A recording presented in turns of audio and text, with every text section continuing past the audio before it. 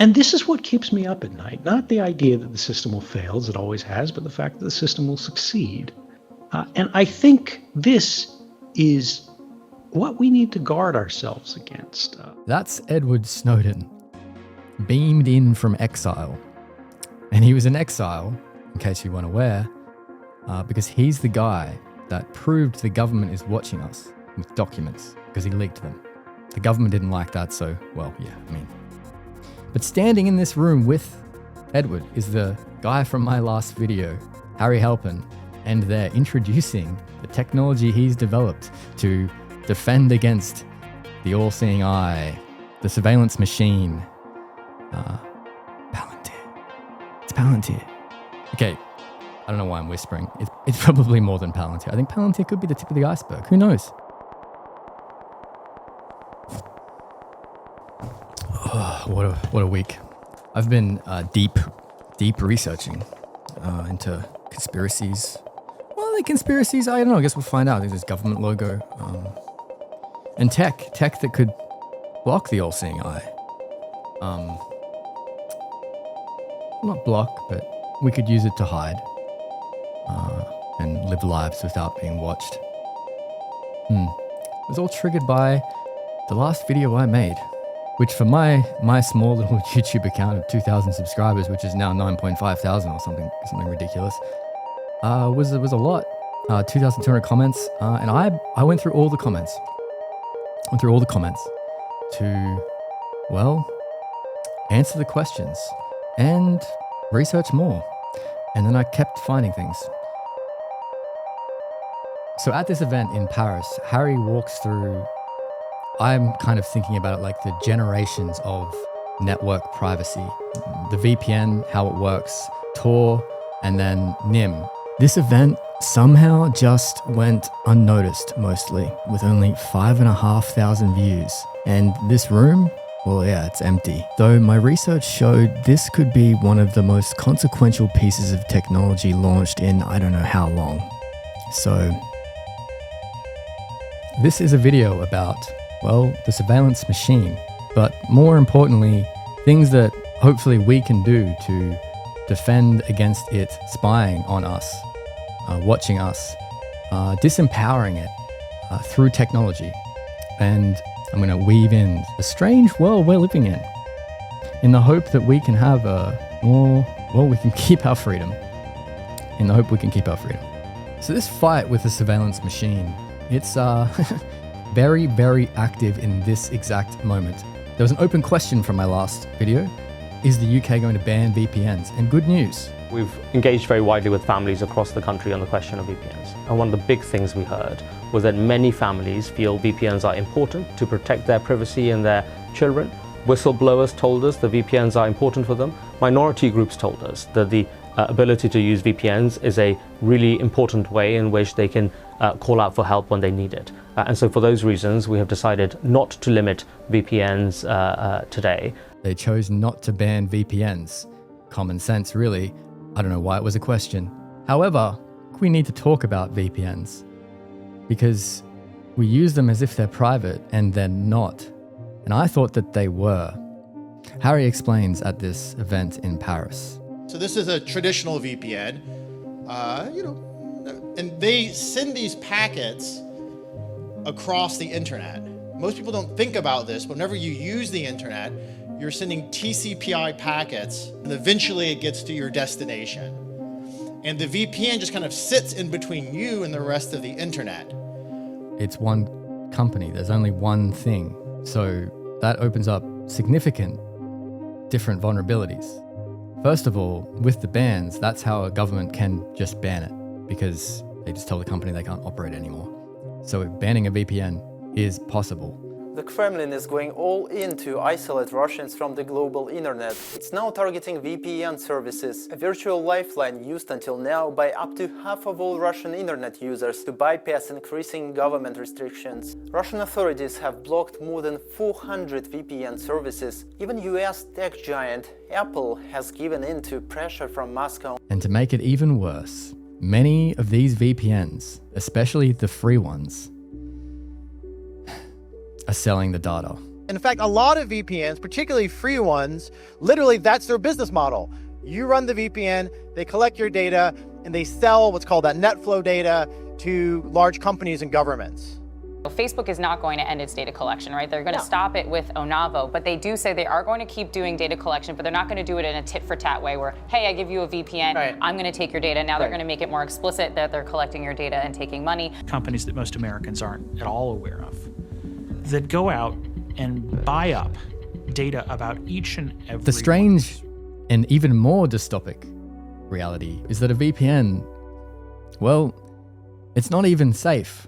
Because there's a second point which people here should notice, which is when you send packets across the internet, not only do they come at particularly different times, but they also have different sizes.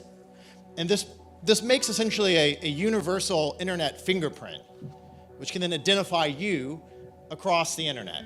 But the fact of the matter is who you're talking to, when and where, gets revealed to everyone, including your internet service provider, your telco provider, any IXP or internet exchange point, and if there's any kind of either cyber criminals or intelligence agencies watching these points, they can detect who you're talking to.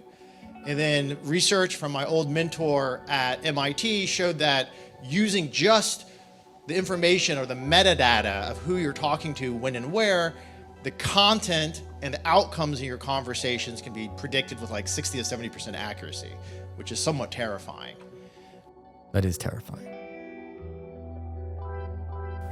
That's all we're collecting, just the metadata, so you shouldn't need to worry about it. Well, you know, I take my cue from a former general counsel of the NSA, Stuart Baker, who said on this question, metadata absolutely tells you everything about somebody's life. If you have enough metadata, you don't really need content. It's sort of embarrassing how predictable we are as human beings. Right. Yeah, first of all, David's description of what you can do with metadata, and quoting a mutual friend, Stuart Baker, is absolutely correct. Okay, we kill people based on metadata. But that's not what we do with this metadata. What's happened is that more and more people need essentially some sort of privacy on the internet. So how many people here use a VPN? Okay, most of you. Okay. That's good. How many people here have used Tor? Okay, larger than the average audience. I'll admit, it's going to sound like a travesty to anyone in this tech space. I've never used Tor. I thought that it was really evil. Like the stigma associated with using Tor, whenever I've heard of it, it's like you're doing the wrong thing, which made me wonder why. So I started researching, and that's when I realized I was wrong. Very, very wrong. 97% of Tor traffic is normal web traffic. This is a US patent assigned to the United States of America. Tor, the dark web browser that everyone uses the evil crimes, was made by the US government. The whistleblower system that the New York Times, the Guardian, and the Washington Post use is on Tor. Tor does improve the situation, is that the traffic goes to 3 different computers in the internet and sends it to the destination. So this means that unlike a VPN, there's not a single centralized trusted party that you can come to and ask for all of the data. It just sounds like an upgrade, right? So then I wondered, well, what's the issue? And that's when Harry, explained. However, the problem with Tor, and this is also the case for anything that calls itself a decentralized VPN, is that you can see this kind of fingerprint here. The time and the sizes is still the same. So if I want to identify you using Tor, what you do is you just look at the entry and you look at the exit, and you do a statistical kind of correlation attack. Now, before the Snowden revelations, this seemed kind of fine because it seemed sort of absurd that someone could watch all this traffic going through Tor, all this traffic going through the internet, because Snowden said, actually, this is possible. And this is in 2013 and 12.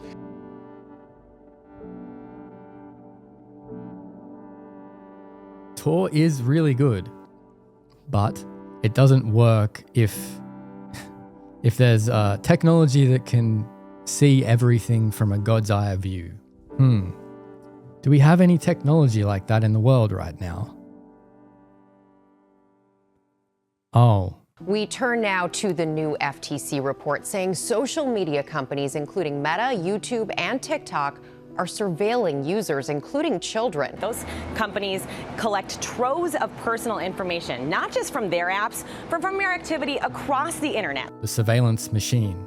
Everything is designed to track us. What Facebook does is profile you. If you're on Facebook, it's collecting everything you do. If you're off Facebook, it's using tracking pixels to collect what you're browsing. And for its micro-targeting to work, for its business model to work, it has to remain a surveillance machine. One of the real issues we're working with is that the economic engine of the tech industry as it's shaped now is surveillance. It's the collection and monetization of data. That's not alarmist, that is technically true. And then you add on increased government law and legislation like every Aussie, no matter how old they are, will have to confirm their age to use the internet. Block license plate readers take a time-stamped photo of every vehicle that passes every camera.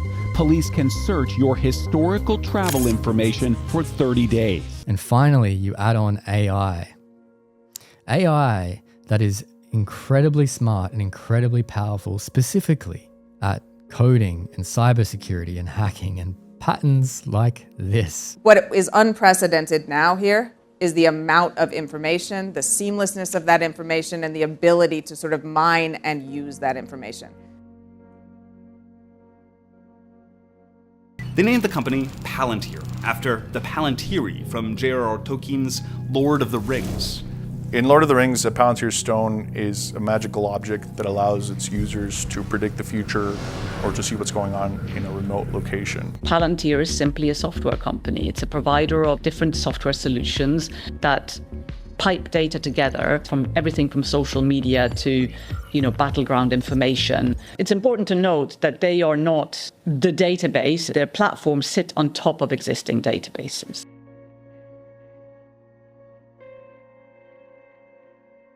Palantir has really made a huge foray into many countries, providing services to well over 100 countries in the world. In Germany, Palantir software was operational from 2017 called Hessen Data, the NHS in the UK. I was looking at job ads just last week and I saw one for Palantir in Australia. It is also the case that the Australian government itself has contracts with Palantir, and so it's possible that that's another reason why.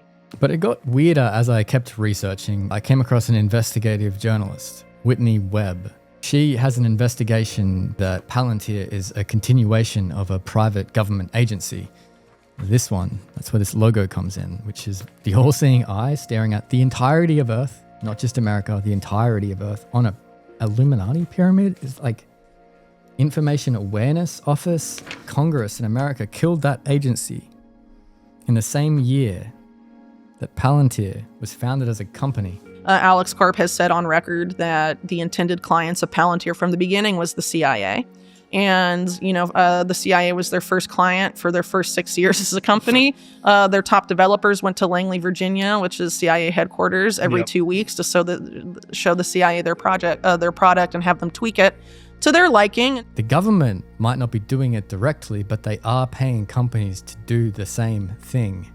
We do purchase commercially available information that's consistent with the Constitution and the laws. So you're saying that the agency will buy Americans' location data It's particularly dangerous given the use of artificial intelligence to comb through massive amounts of private information. And it is really a sign of what's to come in terms of what big tech's relationship is to the government. Palantir's goal is to become the operating system of the US government and governments broadly. Edward Snowden at the same event talks about this specific thing. Now we have private companies that can do the same thing.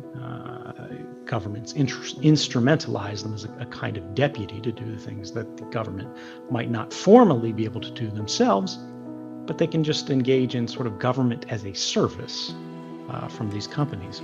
This private company in America is getting access to information all over the world.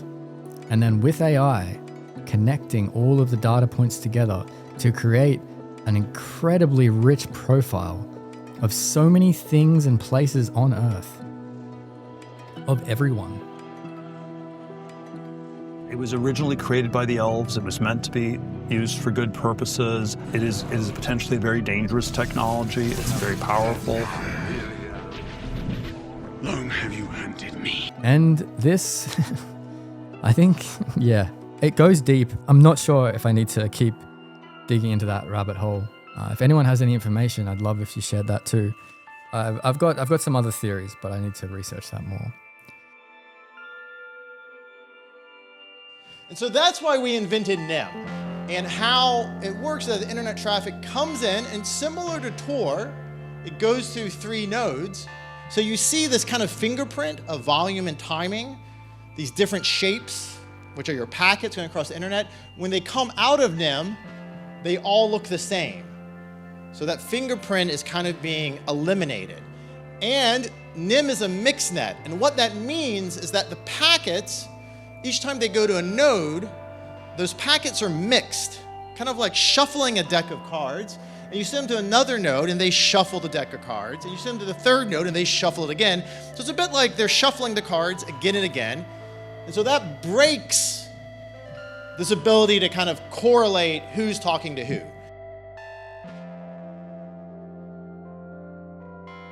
Let's start with the Great Firewall of China.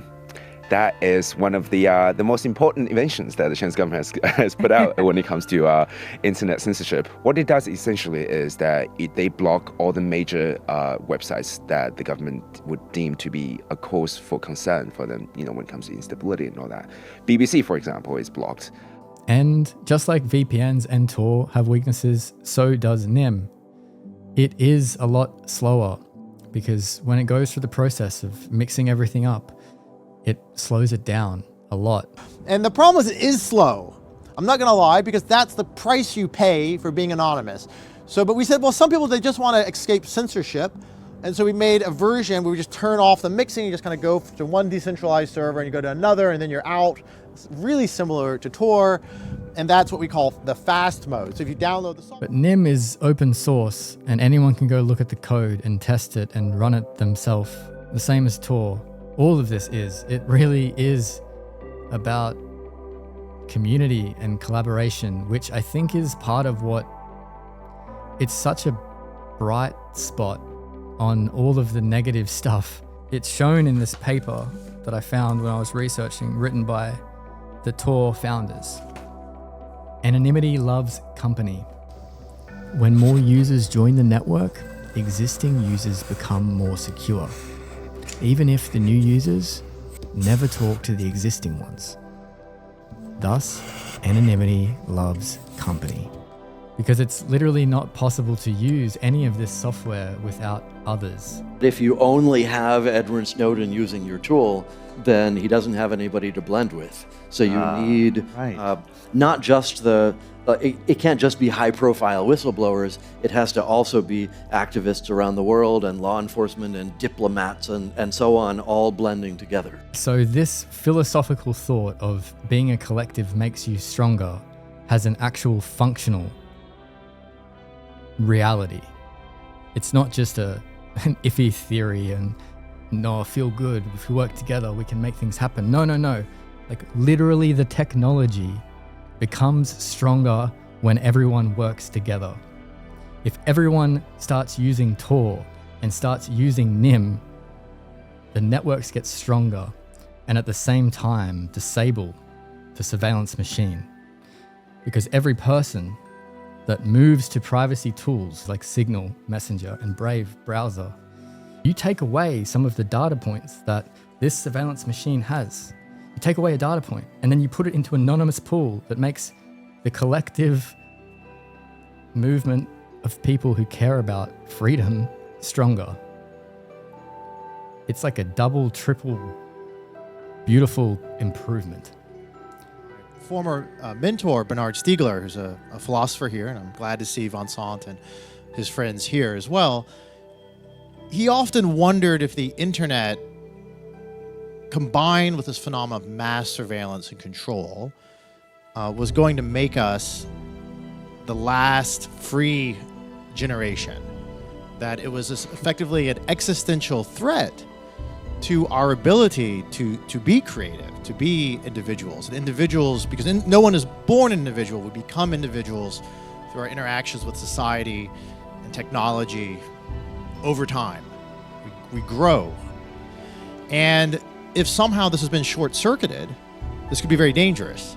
Is there somehow a way out of this surveillance panopticon that you revealed, which is only, I believe, intensified since 2013?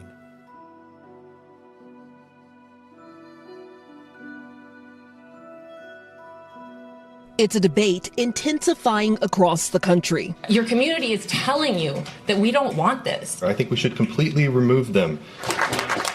Across the country, at least 57 municipalities have canceled or let their contracts with Flock expire over the past year. And so for those reasons, we have decided not to limit VPNs today. If we can look at the map and clearly see that there's a problem on the road ahead, then I am not somebody who's going to go along to get along with a convenient delusion. Those things, once I see them, I am not going to veer away or pretend that they don't exist. People like you, Harry, are working to create systems to carve out these private spaces for us, into which the state may not intrude so easily. But the fact that you are trying, the fact that others are trying, I think shows an awareness, just like we have always had as a species. We want to get to the other side of the river. Well, somebody has to build a bridge. We're not going to wish it into existence. We have to make it happen.